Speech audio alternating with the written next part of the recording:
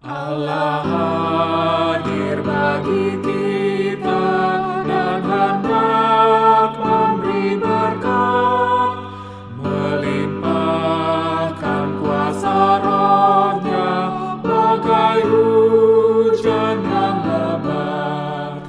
Dengan Roh Kudus ya Tuhan, umat-Mu berkatilah, baharui hati kami, oh curahkan kurnia.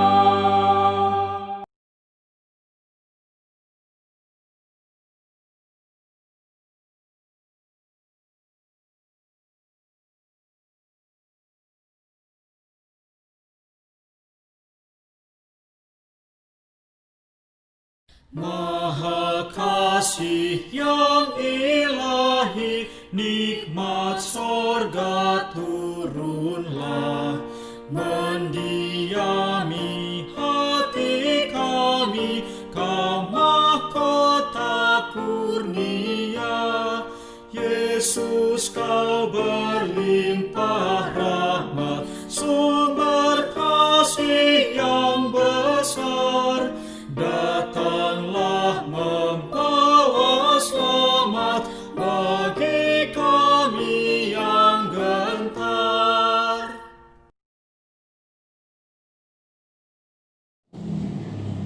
Jemaat yang dikasihi Tuhan, marilah sebelum kita mendengarkan firman Tuhan, kita bersatu di dalam doa.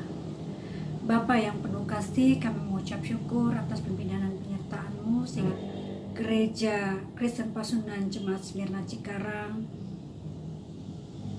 boleh berdiri sebagai jemaat dewasa pada bulan Juli ini. Kami khususnya dengan kebaktian rumah tangga kami bawa ke dalam pimpinan dan penyertaan Tuhan. Kiranya Engkau yang menolong pemberitaan firman Tuhan, baik dalam pembacaan Alkitab maupun di dalam khotbah, sehingga apa yang kami dengar dapat menolong kami untuk bertumbuh menjadi jemaat yang kuat dan kokoh dalam iman yang teguh bersama dengan Tuhan. Di dalam nama Tuhan Yesus Kristus kami memohon doa ini. Amin.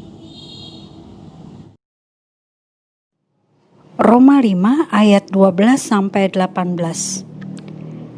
Sebab itu sama seperti dosa telah masuk ke dalam dunia oleh satu orang, dan oleh dosa itu juga maut, demikianlah maut itu telah menjalar kepada semua orang karena semua orang telah berbuat dosa.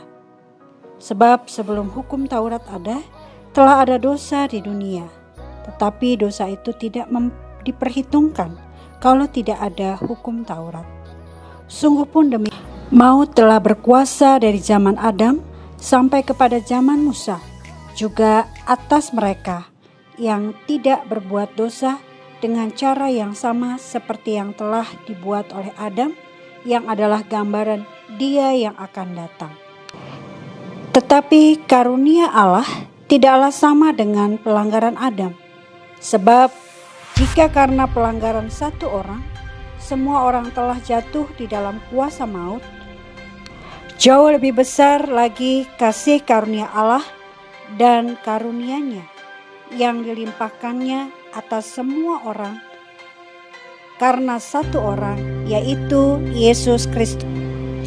Dan kasih karunia tidak berimbangan dengan dosa satu orang, sebab penghakiman atas satu pelanggaran itu telah mengakibatkan penghukuman, tetapi penganugerahan karunia atas banyak pelanggaran itu mengakibatkan pembenaran.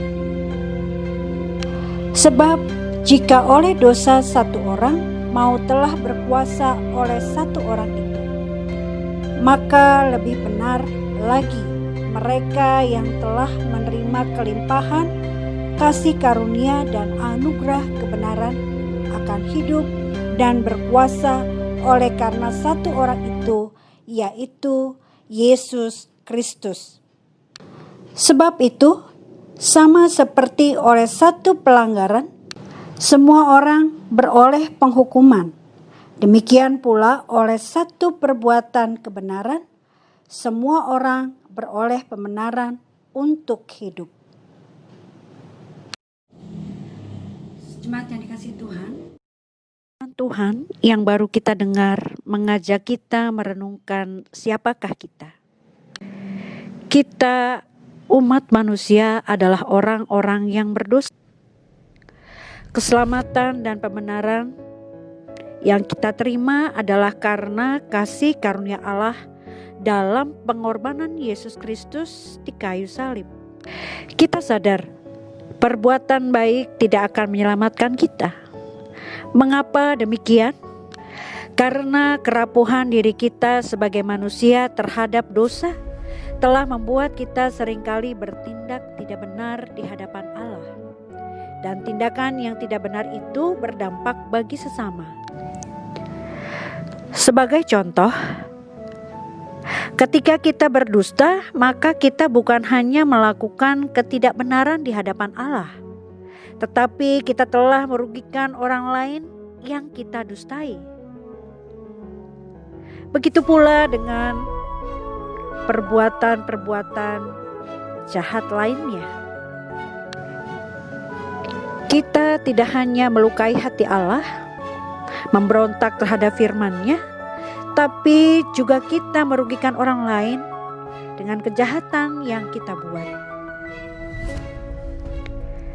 Mari kita renungkan tentang kemanusiaan kita yang berdosa dan dampak dari dosa itu sendiri. Yang pertama, Rasul Paulus dalam tulisannya kepada di Roma merefleksikan bahwa sejak semula dosa telah menjadi bagian hidup manusia di dalam dunia. Manusia tidak dapat lepas dari dosa dan dosa itu mengikat, sehingga menghasilkan maut bagi manusia. Bisa kita lihat di ayat 12. Yang kedua, dosa itu sudah ada bahkan sebelum adanya hukum Taurat yang diberikan Allah kepada Musa. Hukum Taurat ini bukan hanya hukum yang diberikan untuk mengatur cara hidup manusia agar tidak melakukan hal yang tidak benar di hadapan Allah. Karena hukum Taurat ini tidak menjamin manusia bebas dari keberdosaannya. Ayat 13-14 kita dapat melihatnya.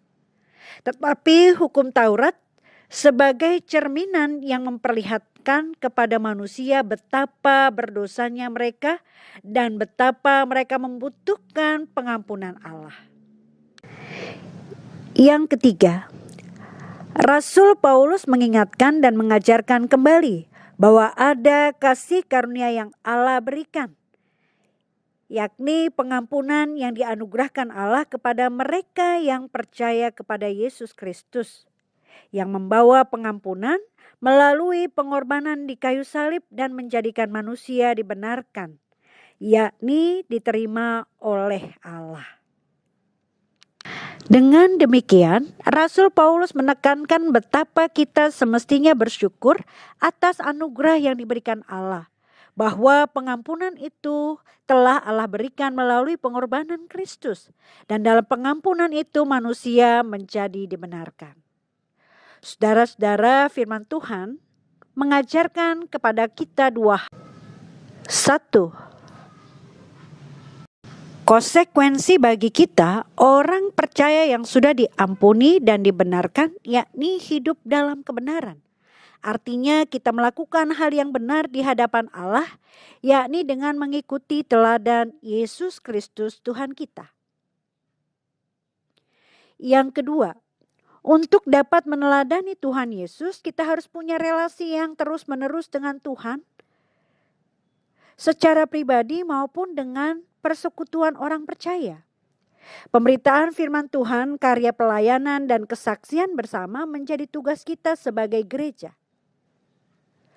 Khotbah hari Minggu lalu kita diingatkan untuk bisa berempati atau berbelas kasihan kepada sesama, baik dalam persekutuan maupun kepada masyarakat di mana gereja hadir dan berkarya.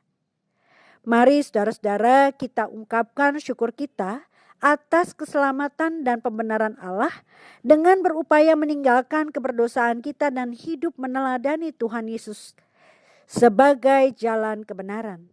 Seperti kata Tuhan Yesus yang dicatat pada Injil Yohanes, "Akulah jalan, kebenaran, dan hidup."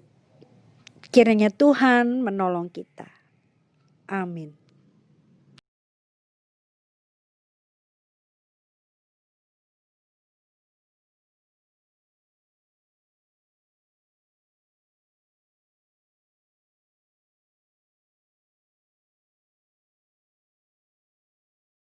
Yesus